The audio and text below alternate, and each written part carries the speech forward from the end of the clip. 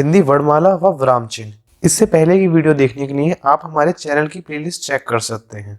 हमारा पहला क्वेश्चन है, घा का उच्चारण स्थान कौन सा है? इसका राइट आंसर है ऑप्शन ए, कंठ। घा हमारा कंठ से बोला जाता है। इसके अलावा कंठ से बोले जाते हैं हमारे का वर्ग, हमारा पूरा कंठ से बोला जाता है। का वर्ग में आते हैं क, ख, ग, घ और ण। ये सभी हमारे कंठ से बोले जाते हैं। नेक्स्ट क्वेश्चन, छा वर्ण किसके योग से बना है? इसका राइट आंसर है ऑप्शन ए, अदका और शा। जब इन दोनों को मिलाया जाता है तो छा बनता है। नेक्स्ट क्वेश्चन, श, श और सा के अंतर्गत आते हैं। इसका राइट आंसर है ऑप्शन ए, ऊष्म। ये सभी हमारे शा ऊष्म व्यंजन में आते हैं। श, श और सा ये तीनों ही हमारे ऊष्म में आते हैं। इसके अलावा हा भी हमारा ऊष्म में आता है। नेक्स्ट क्वेश्चन, निम्न में से अघोष अल्प प्राण ध्वनियां कौन सी हैं? इसका राइट आंसर है ऑप्शन डी, का और ता। ये दोनों ही हमारी अघोष अल्प प्राण ध्वनि हैं। नेक्स्ट क्वेश्चन, निम्नलिखित में से असत्य कथन की पहचान कीजिए। इसका राइट आंसर है ऑप्शन डी, सभी विसर्ग सघोष होते हैं। ये हमारा गलत है। इसके अलावा ऑप्शन ए, व्यंजन वर्ग के तीसरे, चौथे और पांचवें व्यंजन सघोष हैं। ये हमारा ठीक है। व्यंजन वर्ग के पहले और दूसरे व्यंजन अघोष हैं। ये भी हमारा ठीक है। समस्त स्वर घोष ध्वनियां हैं। ये भी हमारा ठीक है। इसमें सिर्फ गलत है हमारा ऑप्शन डी, सभी विसर्ग सघोष नहीं होते। नेक्स्ट क्वेश्चन, निम्नलिखित व्यंजनों में नासिक व्यंजन है। इसका राइट आंसर है ऑप्शन ए, न। ये हमारा नासिक व्यंजन है। ये नाक से बोला जाता है।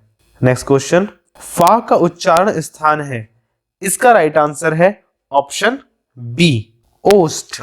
फा के अलावा हमारे ओष्ठ से बोले जाते हैं पा, व, भा, मा। ये सभी हमारे ओष्ठ से बोले जाते हैं। नेक्स्ट क्वेश्चन, इनमें संयुक्त व्यंजन कौन सा है? इसका राइट आंसर है ऑप्शन डी, ज्ञा। ज्ञा हमारा संयुक्त व्यंजन है और ज्ञा हमारा बना है आधा शा प्लस रा। इन दोनों के मेल से हमारा ज्ञा बना है। नेक्स्ट क्वेश्चन, हिंदी वर्णमाला में स्वरों की कुल संख्या कितनी है? इसका राइट आंसर है ऑप्शन डी, 11। ध्यान रखिएगा, जब भी एग्जाम में आपको ऑप्शन में 13 और 11 दोनों एक साथ मिले तो आपको हमेशा 11 ही सेलेक्ट करना है।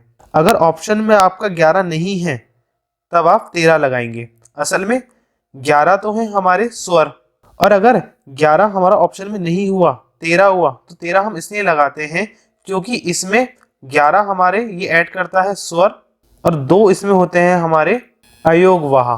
तो ध्यान रखिएगा, अगर एग्जाम में आपको ऑप्शन में 11 नहीं मिलता है तब आपको 13 पे टिक लगाना है, और 13 और 11 दोनों एक साथ होते हैं तब आपको सिर्फ 11 पे टिक लगाना है। नेक्स्ट क्वेश्चन, अनुनासिक का संबंध होता है। इसका राइट आंसर है ऑप्शन ए, नाक और मुख से। अनुनासिक हमारे वो वर्ण होते हैं जो नाक और मुख की सहायता से बोले जाते हैं। नेक्स्ट क्वेश्चन, कंठ्य ध्वनि का उदाहरण है। इसका राइट आंसर है ऑप्शन ए, का हमारा कंठे से बोला जाता है। अब जरा देख लेते हैं कंठे से हमारे और कौन कौन से वर्ण बोले जाते हैं। हमारा पूरा का वर्ग कंठे से बोला जाता है। का वर्ग में हमारे आते हैं क, ख, ग, घ और ण। नेक्स्ट क्वेश्चन, हमारे चैप्टर का नाम है हिंदी वर्णमाला व विसर्ग चिन्ह। तो अब हमारे हिंदी वर्णमाला के क्वेश्चन खत्म हो चुके हैं। यहां से हमारे स्टार्ट हैं विराम चिन्ह के क्वेश्चन। हमारा पहला क्वेश्चन है, अर्धविराम का चिन्ह कौन सा माना जाता है? इसका राइट आंसर है ऑप्शन बी, ये होता है हमारा अर्धविराम का चिन्ह। नेक्स्ट क्वेश्चन, विराम चिन्ह के प्रयोग की दृष्टि से निम्नलिखित में से कौन सा वाक्य सही नहीं है? इसका राइट आंसर है ऑप्शन ए, वह दूर से, बहुत दूर से आ रहा है। ये हमारा बिल्कुल गलत है। इसके अलावा ऑप्शन बी, सुनो सुनो वह गा रही है, ये हमारा बिल्कुल ठीक है। ऑप्शन सी, नहीं नहीं ऐसा कभी नहीं हो सकता, ये भी हमारा ठीक है। क्रोध चाहे जैसा भी हो मनुष्य को दुर्बल बनाता है, ये भी हमारा बिल्कुल ठीक है। इसमें सिर्फ हमारा ऑप्शन ए गलत है। नेक्स्ट क्वेश्चन, हंस पद विराम चिन्ह का प्रयोग होता है, इसका राइट आंसर है ऑप्शन डी, लिखने में अक्षर छूटने पर संकेत देने के लिए हंस पद का प्रयोग होता है। हंस पद, इसका चिन्ह होता है कुछ इस तरीके से।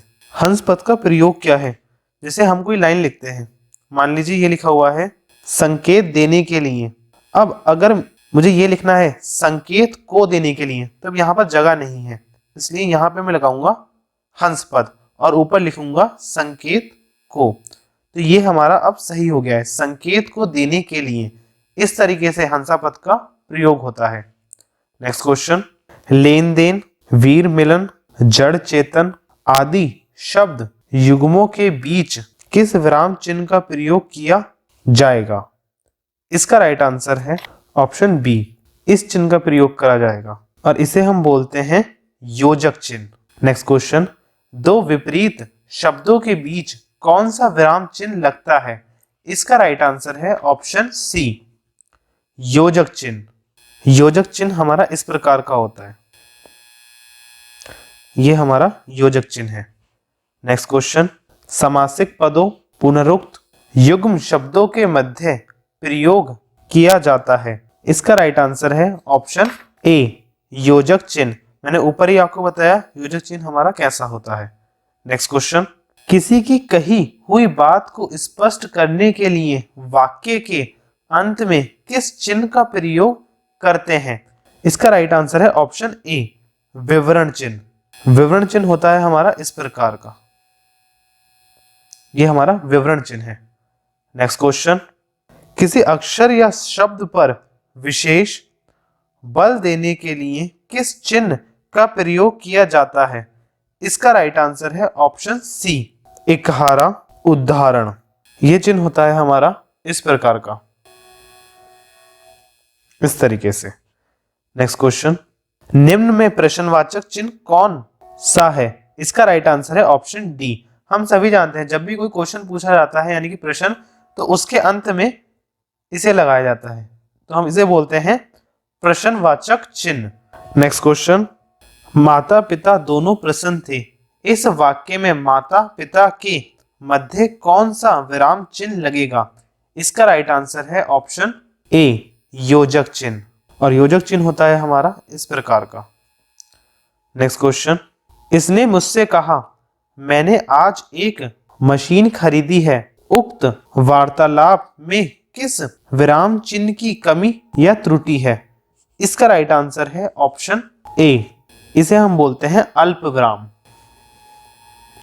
अल्प विराम, इस वाक्य में अल्प विराम की त्रुटि है। नेक्स्ट क्वेश्चन, मुझे बाहर जाना है, रेखांकित चिन्ह को पहचानिए। हमें इस चिन्ह को पहचानना है, इसका नाम है पूर्ण विराम। जब भी कोई वाक्य पूरा हो जाए उसके बाद हम इसे लगाते हैं, पूर्ण विराम। नेक्स्ट क्वेश्चन, किसी पद उपवाक्य आदि की विशेषता दिखाने के लिए शब्द के नीचे एक रेखा खींचते हैं, उसे कहते हैं? इसका राइट आंसर है ऑप्शन सी, अधोरेखा चिन्ह। नेक्स्ट क्वेश्चन, निम्नलिखित में निर्देशक चिन्ह कौन सा है?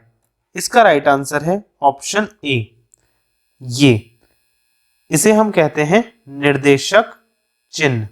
नेक्स्ट क्वेश्चन, अल्प विराम का चिन्ह होता है, इसका राइट आंसर है ऑप्शन सी, ये, इसको हम अल्प विराम का चिन्ह बोलते हैं। नेक्स्ट क्वेश्चन, निम्नलिखित चिन्हों में से पूर्ण विराम को पहचानिए। इसका राइट आंसर है ऑप्शन सी, ये हमारा है पूर्ण विराम। नेक्स्ट क्वेश्चन, रेखांकित चिन्ह कौन सा है? इसका राइट आंसर है ऑप्शन बी, लोपसचक चिन्ह। नेक्स्ट क्वेश्चन, दो समानार्थी शब्दों की पुनरुक्ति के बीच में किस विराम चिन्ह का प्रयोग होता है? इसका राइट आंसर है ऑप्शन ए, योजक चिन्ह का। और योजक चिन्ह हमारा होता है ये हमारा योजक चिन्ह है। नेक्स्ट क्वेश्चन, निम्न में से कौन विराम चिन्ह का प्रकार नहीं है? इसका राइट आंसर है ऑप्शन ए, उपदेशक। ये हमारा विराम चिन्ह का प्रकार नहीं है। इसके अलावा निर्देशक, लाघव और विवरण, ये सभी हमारे विराम चिन्ह का प्रकार हैं। अगर आपको हमारी वीडियो पसंद आई है तो वीडियो को लाइक और चैनल को सब्सक्राइब करना ना भूलें। आगे के चैप्टर की भी वीडियो हम जल्द ही इसी चैनल पर अपलोड करेंगे, तो इसी तरह की और वीडियो के लिए हमारे साथ जुड़े रहें। आप हमें कमेंट के माध्यम से ही बता सकते हैं कि आपको किस चैप्टर की वीडियो चाहिए।